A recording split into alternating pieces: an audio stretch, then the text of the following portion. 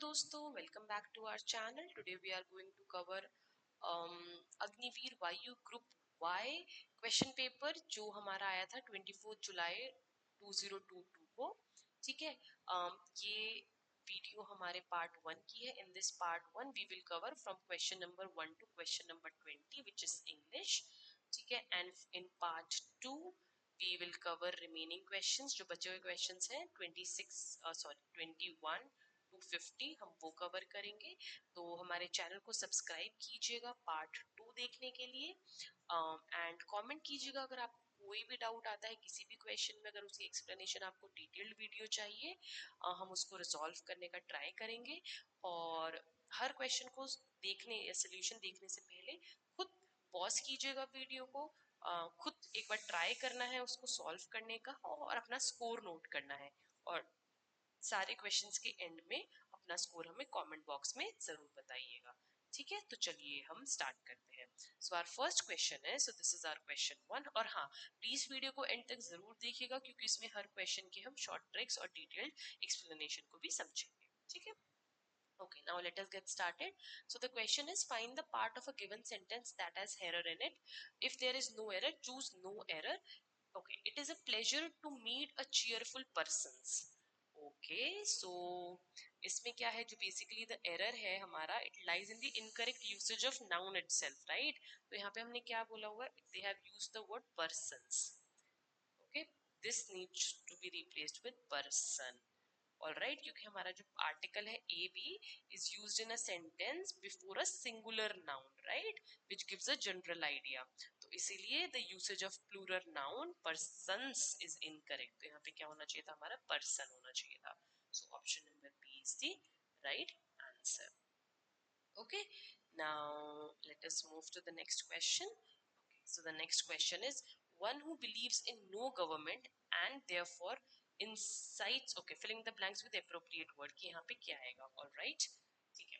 So one who believes in no government, तो no government जो believe करता है no government and therefore incites disorder in a state, all right, तो इसका क्या इज कॉल्ड, मतलब इस जो ये करता है, one a person who believes in no government and therefore incites disorder in a state is called, so the right answer to this is anarchist.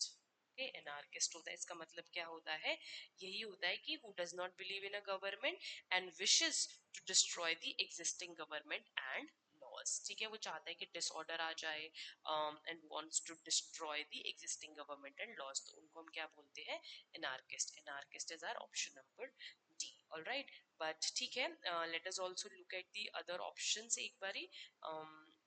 इनके मीनिंग क्या है, तो इनके मीनिंग है नक्सलाइट। नक्सलाइट का मीनिंग होता है one who is a member of N armed revolution. अब हम सुनते हैं ना नक्सल ग्रुप है ना, तो वही है नक्सलाइट। नक्सलाइट ग्रुप क्या होता है, member of, so these people are basically member of armed revolutionary. ठीक है, revolutionary group, revolutionary group, all right, advocating their communism. So this is a Naxalite. Next one is autocrat. Autocrat hota hai one who rules over a people with a sole, supreme and usually hereditary authority. ठीक है, those people are called autocrat. Then we have monarchist. Monarchist क्या होता है, monarchy सबने सुना होगा ना, monarchy. So monarchy is basically one who supports the system of having king and queen. तो जिस देश में किंग और क्वीन होते हैं वो होते हैं मोनार्किस्ट, जो इसको सपोर्ट करते हैं। Alright, so basically then our right answer would be anarchist. Okay, now let us see the another question.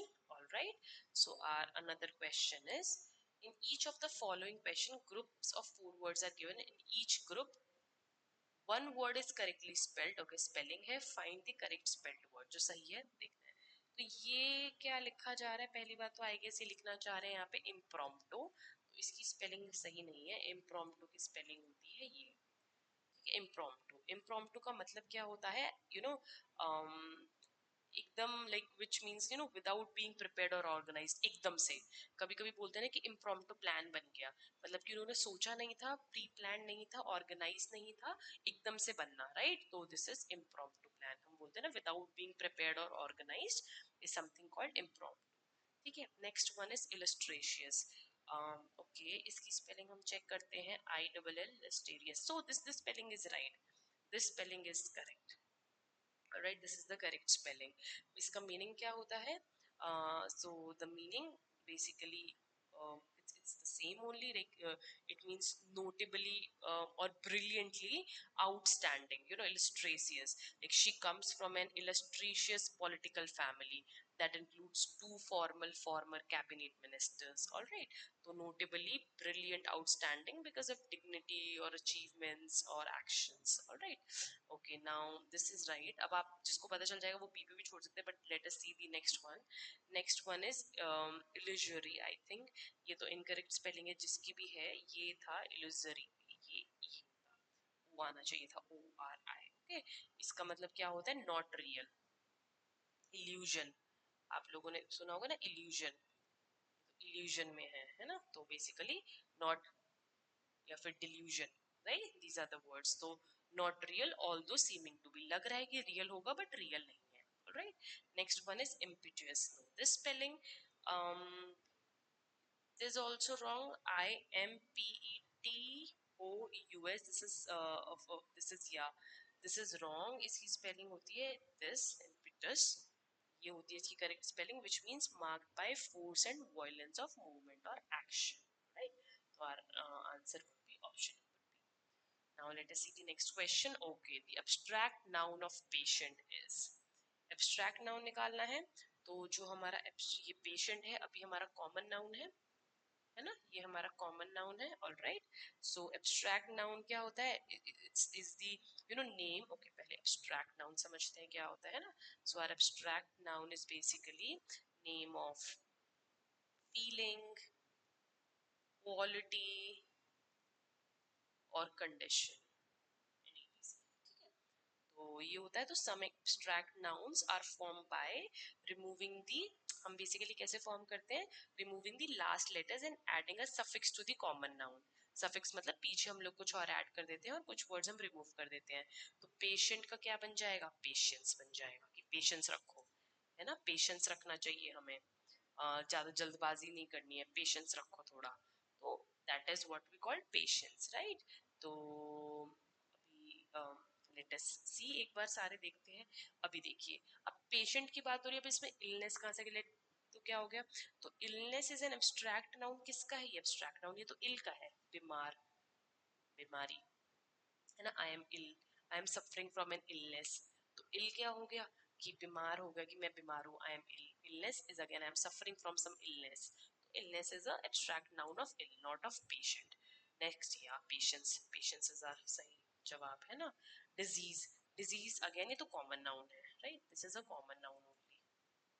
Again sickness, अब सिकनेस इज फिर से सिक का है, तो सिक का हमारा है सिकनेस. तो I am sick today, I am feeling sickness in my body, है ना? तो अगेन दिस इज, तो right answer is option number. Okay, now let us move to the next question. Select the most appropriate antonym. Antonym क्या होते हैं? हमारे opposite words, opposite words of the given. Optimistic, optimistic का क्या meaning होता है? First of all, optimistic का meaning होता है hopeful, positive. Alright, hopeful, positive, confident about future, like positive about future. So these are the meaning. अब इसमें हम देखते हैं, हमारे ऑप्शंस देखते हैं. Okay, first option is option only. Okay, they are saying option, option ये क्या? I think that is a may be chosen, है ना? ऑप्शन है. सो this is my next option. So for an example, I want to go to Mumbai or Goa. If that plan doesn't work, I have another option which is going to Kerala, something like this, right? So then the option would be कि alternative option है और may be chosen. तो ये तो इससे relate नहीं कर रहा है, right? This is not even an opposite of it, right? Okay, next is ophthalmology. अब ophthalmology, okay, first of all, optimistic and ophthalmology are not at all related. Ophthalmology is the branch of medicine, okay? It's a branch of medicine. Ophthalmologist होते हैं हमारे, जो क्या study करती हैं? Disorder of I. Basically जो आई के बारे में करती हैं उनको हम ऑप्थोमोलॉजिस्ट बोलते हैं. ऑप्थोमोलॉजी हमारा ब्रांच ऑफ मेडिसिन है. सो डिसऑर्डर ऑफ बेसिकली आई, या फिर ट्रीटमेंट, है ना? ट्रीटमेंट. प्रेजेंस ऑर्डर ऑफ आई, तो आई के रिलेटेड है ये। तो अब आई और ऑप्टिमिस्टिक का तो कोई रिलेशन नहीं है। Next is positive. ऑलराइट, हमें वर्ड दिया हुआ है एंटोनिम, राइट, हमें इसका ऑपोजिट ढूंढना है। पॉजिटिव, ऑप्टिमिस्टिक का खुद मतलब पॉजिटिव होता है, right, it is a similar. तो अगर कोई सिनोनिम पूछता तो डेफिनेटली हम लोग ये क्लिक टिक करते, बट अभी हमें ऑपोजिट पूछा हुआ है, तो this is not the right answer. Okay, अभी हमारा पेसिमिस्टिक बचा है, तो option number D is our right answer. And also pessimistic का मतलब ही वही होता है कि जो नेगेटिव होता है, the person who is negative or tend to see the worst thing, और believe या फिर जो सोचता है कि बस बुरा ही होगा, that negative things are going to happen और worst will happen. So एक होते हैं optimistic person, एक होता है pessimistic person. Pessimistic person are those person जो हमेशा negative सोचते हैं और सोचते हैं कि हमारे future में हमारे साथ गलत ही होगा।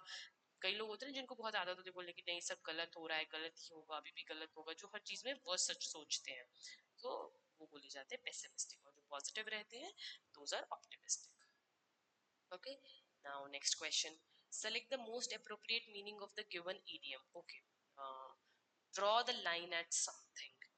Now draw a line at something.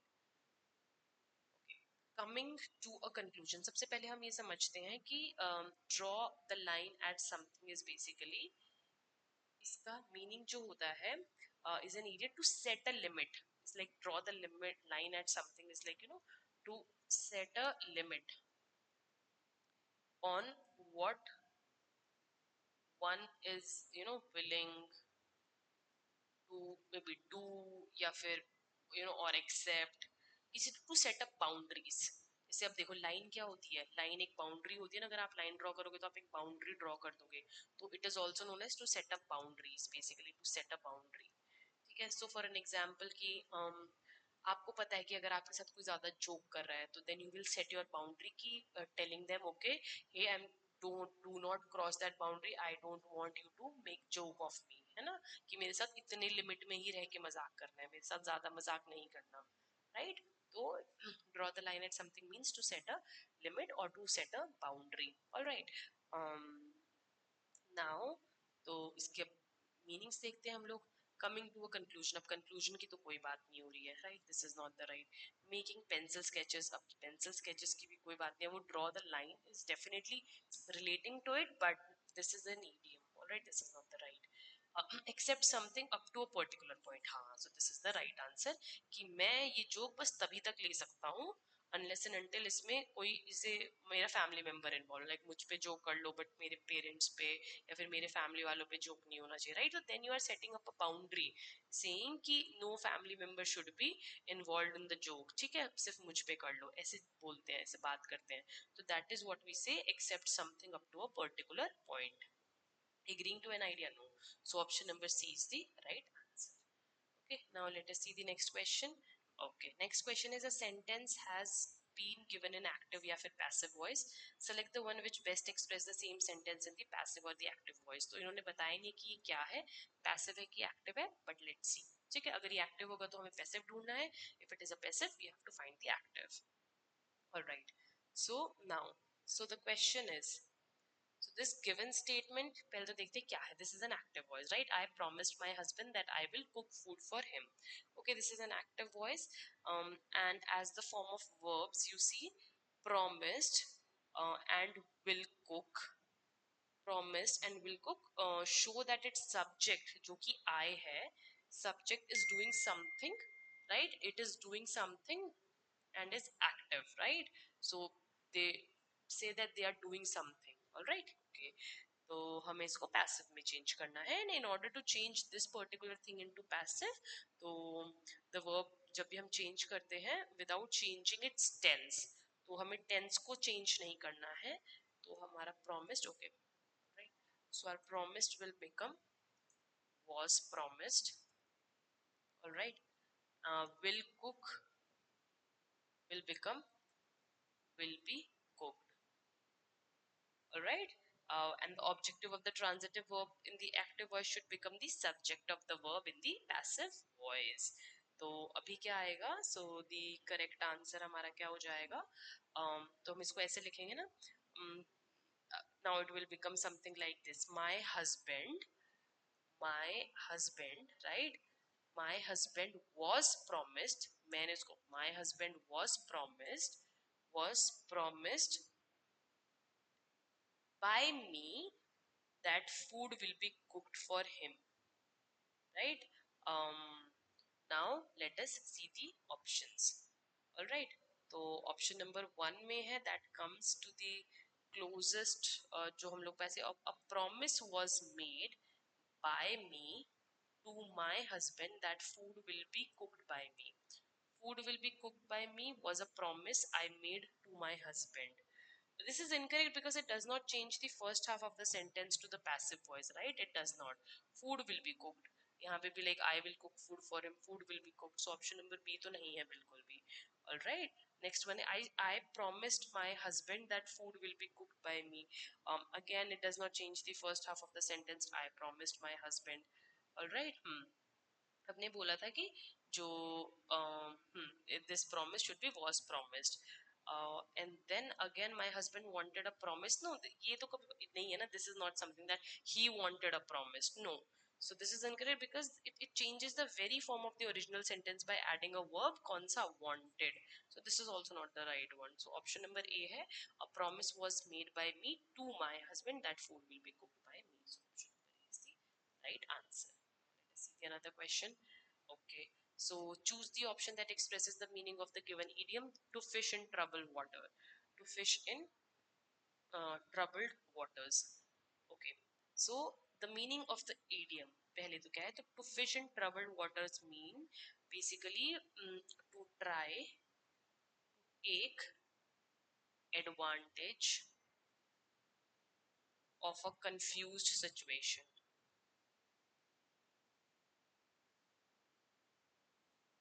Basically अगर कोई कंफ्यूज सिचुएशन है या फिर कोई डिफिकल्ट सिचुएशन है ना, किसी की, मतलब जैसे बोलते हैं कि बहुत मुश्किल सिचुएशन है, तो उसमें फायदा उठाना, यू नो, फायदा उठाना अपने लिए, उसका ट्राई करना. ठीक है, जैसे कि for an example the super powers are there in West Asia to fish in troubled waters. ठीक है, तो बेसिकली वही होता है that to make personal benefit या फिर personal profit out of a difficult situation. Alright, तो इसका मतलब हमारा यही होता है. जैसे कि अगर मान लो वो वाला एग्जाम्पल है, राइट, दो बंदरों की लड़ाई में बिल्ली खाना ले गई, तो वो सेम चीज है कि दो जब बंदर लड़ रहे थे आपस में, तो it was a difficult situation और अ कंफ्यूज सिचुएशन, एंड उसमें से बिल्ली ने खाना ले लिया क्योंकि वो दोनों लड़ रहे थे और उसने अपना एडवांटेज देखा, अपना फायदा देखा. एंड तो बेसिकली टू फिश मतलब कि फिशिंग करना, राइट. ट्रबल्ड वाटर्स मतलब, ट्रबल्ड मतलब होता है परेशान या फिर दुखी या डिफिकल्ट सिचुएशन, राइट. वाटर्स, तो ट्रबल्ड वाटर्स है और उसमें से आगे फिशिंग करने आ गया कोई, एक ट्रबल मतलब अपना फायदा उठाने के लिए आ गया है कोई. अब देखते हैं option. Fishing in a storm, नहीं ये नहीं है. स्ट्रॉम वगैरह की कोई बात नहीं है. Have troubled in catching fish, no this is not. To hunt a large fish and earn more profit, no. To make a personal profit out of a difficult situation, yes, option number D is the right answer. खुद का फायदा कराना out of a difficult situation. Okay, now next question. ठीक है, read the passage and answer according to the passage. Okay, let me see where I have the passage. Okay, I think passage यहाँ पे add नहीं हुआ है. Okay, ठीक है, ये वाले question we will continue in part 2 because यहाँ पे एक पैसेज ऐड होना चाहिए था. I think we don't have that passage. तो ये वीडियो को कंटिन्यू करिएगा, बट अभी देखते हैं मे बी, क्योंकि आगे question we have different questions also, because it's a big passage, right? I cannot also write it down यहाँ पर. So maybe what I can do is when we will cover part 2 of this question paper, then we will first cover these questions which is left on the passages. Okay, passages about zoo and animal welfare. Let us see the next question. ठीक है, so the next question is different. Choose the word that can substitute the given sentence. Okay, choose the word that can substitute the given sentence. So the custom, wait, let me check what are the other, how many you could do. Okay, then we also have another passage.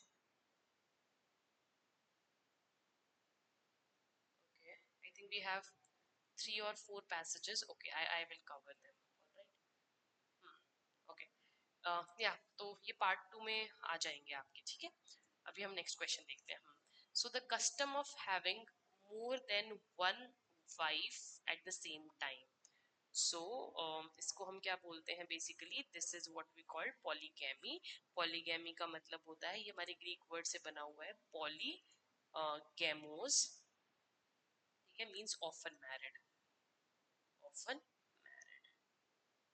Poly का means होता है many, ठीक है। So this word means polygamy, to have one wife, more than one wife. So option number C is the right answer. All right, now let us see the next question.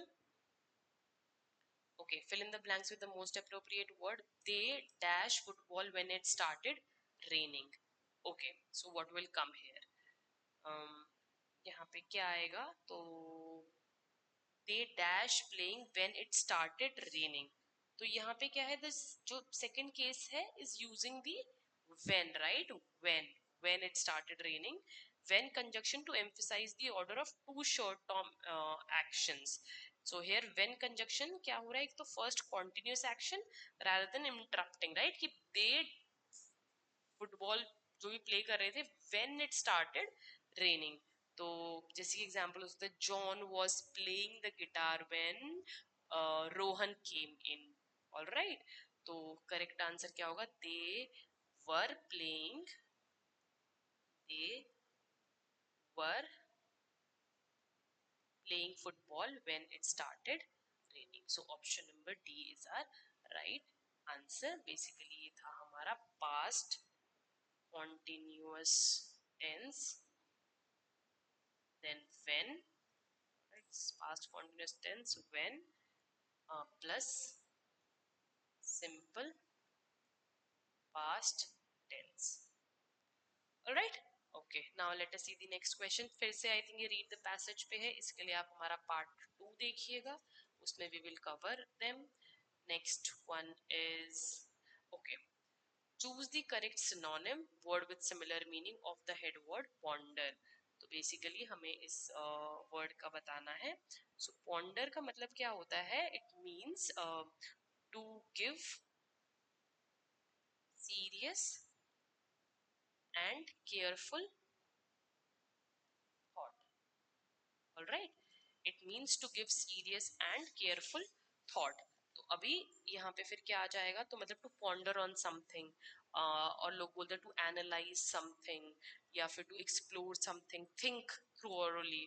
तो basically बहुत ही like serious और careful thinking देना उस किसी चीज को, ठीक है। तो बस यहाँ पे उसके हमें क्या देखना है, सिनोनिम्स। इवैल्यूएट, सी इवैल्यूएट क्या होता है ना, it's an form of an idea या फिर नंबर और वैल्यू इवैल्यूएशन करना, ठीक है। तो think, think is definitely the right answer, ये नहीं है। एंटिसिपेट का मतलब होता है इट्स लाइक प्रोबेबली एक्सपेक्ट करना, एंटिसिपेट या फिर प्रेडिक्ट करना। No, this is not the right answer. Increase, increase का मतलब तो आपको पता ही है कि बढ़ना है ना। इंक्रीज मतलब to become greater in size या फिर अमाउंट और डिग्री, बढ़ना, ठीक है। तो this is not the right answer. So option number B is the right answer. Let us see the next question.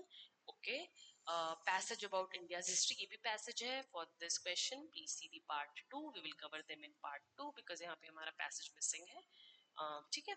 Okay, next. Okay, this is again passage. This is also part 2. Please इसको part 2 की video में देखिएगा। Next, this is part 2. Sorry for this. Part 2. Okay, next one. Select the most appropriate synonym of the given word. Fatigue. Okay, synonym बताना है fatigue। तो सबसे पहले तो fatigue का मतलब क्या होता है, fatigue का मतलब होता है थक जाना, tiredness। Okay, this means tiredness. तो basically extreme tiredness हो जाती है ना, resulting from a mental or physical exhaustion. So this is what we call tiredness या फिर fatigue. तो अभी synonym क्या है, punish। नो, punish, punish तो नहीं है, right? punishes, punish तो मतलब punishment देना है, फिर वो tiredness। ऑप्शन नंबर देखो, tiredness ही दिया हुआ है, curious भी नहीं होगा, boast नहीं।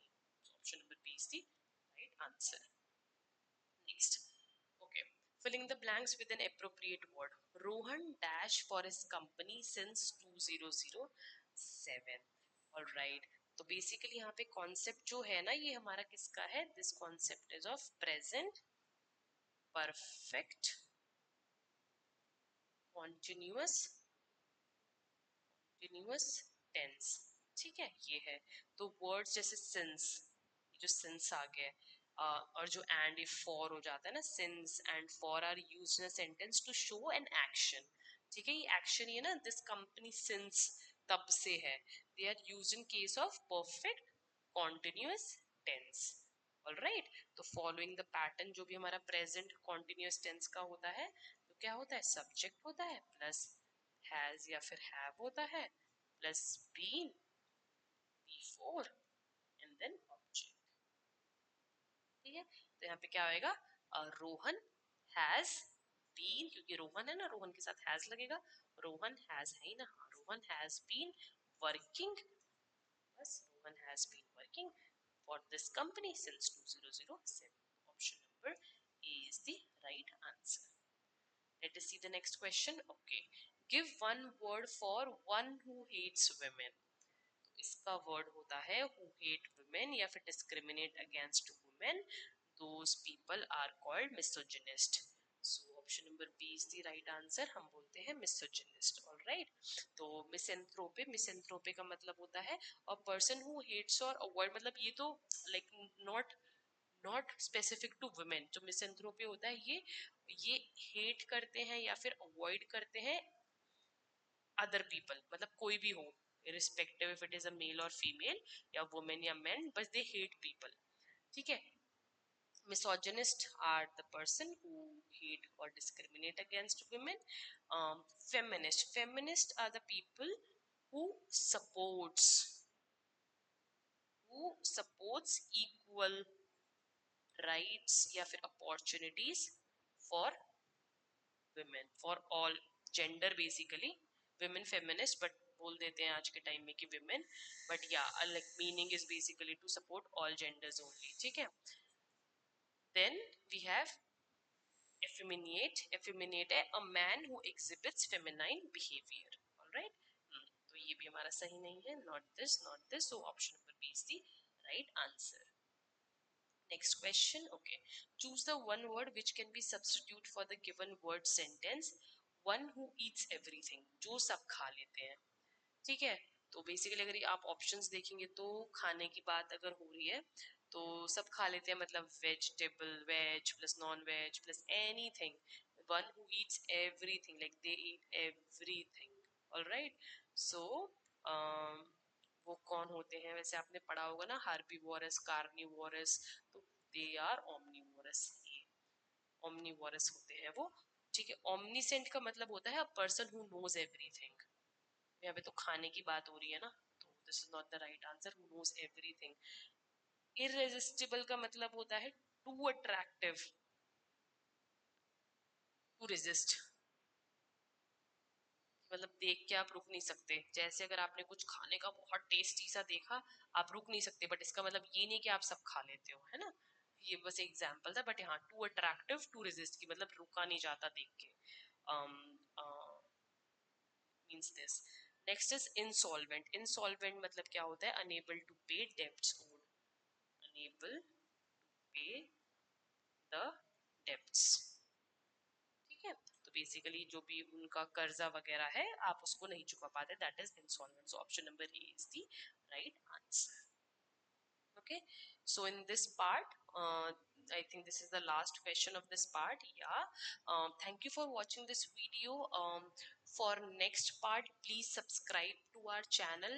मुझे पता है कि हमारे 5 questions जो passages के हैं वो अभी रहते हैं, तो definitely we will cover them in the beginning या फिर in the end of our next part, और maybe we can create another part also itself. तो बस हमें फॉलो कीजिए, हमारे चैनल को सब्सक्राइब कीजिए. अगर आपको हमारी वीडियो अच्छी लगी हो तो इसको लाइक भी कीजिएगा और कमेंट करके बताइए कि आपका स्कोर कितना रहा और आपको अगर कुछ डाउट है तो.